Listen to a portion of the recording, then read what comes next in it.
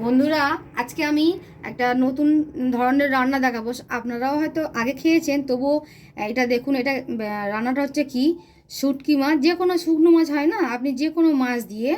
আর main জিনিসটা হচ্ছে কি, আমরা অনেক সময় ফুলকপি তো খাই। ফুলকপির ডাঁটাগুলো, যেগুলো এই যে ফুলকপি যে ডাঁটাগুলো হয়, আমরা এগুলো ফেলে দিই।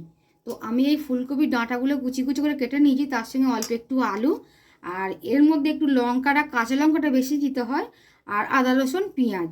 ঠিক আছে? তো এই যে মানে শাকের যে পাতাটা আমরা অনেক সময় ফেলে দিই, কিন্তু এর সঙ্গে একটু মাছ টাছ দিয়ে খরচা করে যদি আমরা একটু রান্না করতে পারি, তো এটা দুর্দান্ত, মানে এতটাই টেস্টি হয়। আপনি হয়তো মাংস না খেয়ে এটাকেই খাবেন, মানে এত টেস্টি হয়। আমি এটাই রান্না করছি আজকে, একটু দেখুন। আমি গ্যাসটা জ্বালিয়ে দিয়েছি। প্রথমে আমি এই মাছটাকে একটু গরম জলে ওয়াশ করে নেব। কেন, শুটকি মাছে তো একটু গন্ধ টন্ধ, নোংরা টোংরা থাকে, তো বালি ডালিও থাকে। এটা একটু গরম জলে দিয়ে সিদ্ধ করে নিলে ওই সব নোংরাগুলো বেরিয়ে যাবে। এবং বন্ধুরা, শুটকি মাছটা আমি গরম জলে ভালো করে একটু সিদ্ধ করে নিচ্ছি। এটাকে আমি নামিয়ে নেব।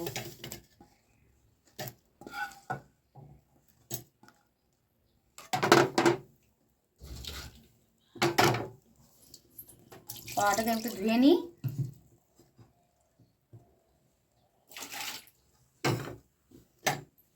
মাছটাকে কিন্তু আর একবার 2-3 বার মানে ধুয়ে নিতে হবে, কেন মাছের মধ্যে অনেক বালি থাকে।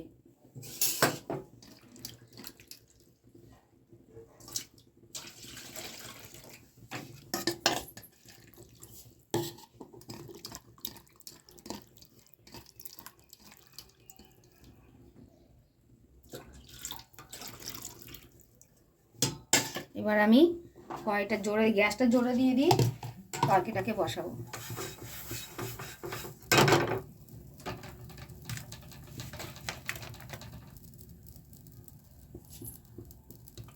তেল দিয়ে দিলাম পরিমাণ মতো। তেল গরম হয়ে গেছে বন্ধুরা, আমি এর মধ্যে একটু 5 ফোড়ন দেবো। যেহেতু চচ্চড়ি মাছ টাছ, এর মধ্যে কি একটু ফোড়ন দিলে খুব ভালো লাগে খেতে। এর মধ্যে একটু যেটুকুনি দরকার পরিমাণ মতো আমি পেঁয়াজ দিয়ে দিলাম।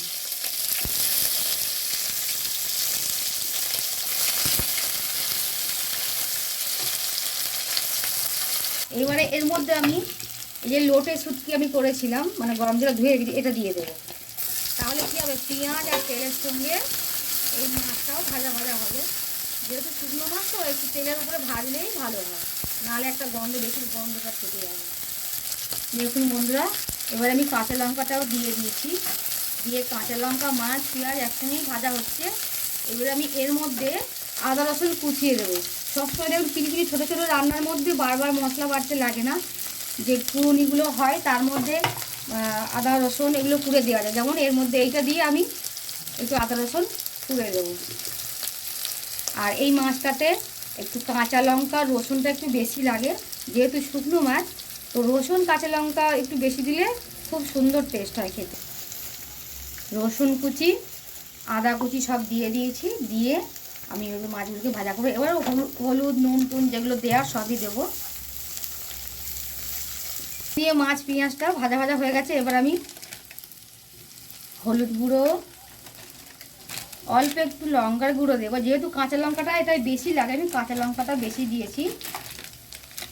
একটু ধনের গুঁড়ো, এর উপরে আমি লবণ দিয়ে দেবো।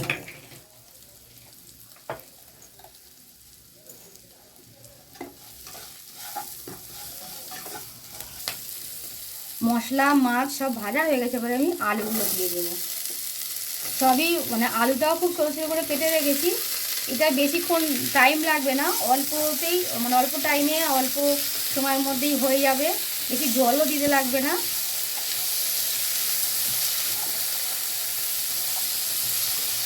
এবারে এইটা ভালো করে একটু নাড়াচাড়া করে ভেজে নেব।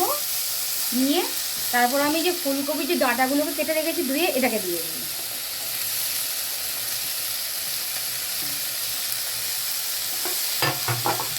এই ফুলকপির ডাঁটাটা আমি ডাইরেক্ট দিয়ে দিয়েছি। এটা আলাদা করে একটু গরম জলে ভাপিয়ে নিলেও হয়, তো আমি আর ভাপাইনি, এখন দিয়ে দিলাম। দেখুন বন্ধুরা, নাড়াচাড়া করে মোটামুটি একটা ভাজা ভাজা হয়ে গেছে। এবারে আমি জল দেবো এর মধ্যে, খুব বেশি না, যেহেতু সবজিগুলো পাতলা পাতলা করে কাটা আছে, জাস্ট সিদ্ধ হওয়ার জন্য একটু জল দেবো। আর এটা বেশি ঝোল হবে না, একটু যেহেতু চচ্চড়ি একটু শুকনো শুকনো হবে। এটাকে ঢাকা দিয়ে সিদ্ধ হতে দেবো খানিকক্ষণের জন্য।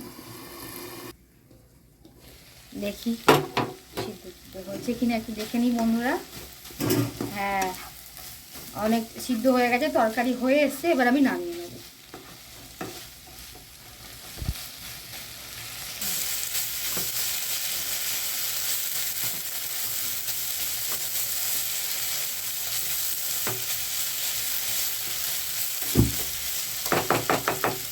দেখুন বন্ধুরা, তরকারি হয়ে গেছে, আমি এটা একবার নামিয়ে নেব।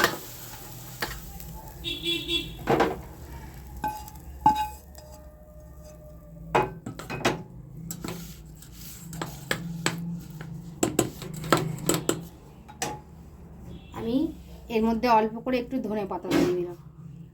দেখুন, শুটকি মাছ দিয়ে ফেলে দেওয়া জিনিস যেগুলো আমরা খাই না, অনেক সময় ফেলে দিই, সেই ফুলকপির পাতা ডাঁটা, সেইটা কুচি কুচি করে কেটে শুটকি মাছের একটা সুন্দর রেসিপি বানিয়ে নিলাম। আপনারাও করবেন প্লিজ বন্ধুরা। আর আমার ভিডিও যদি আপনাদের ভালো লাগে, লাইক, কমেন্ট, শেয়ার, সাবস্ক্রাইব করে দেবেন। Thank you.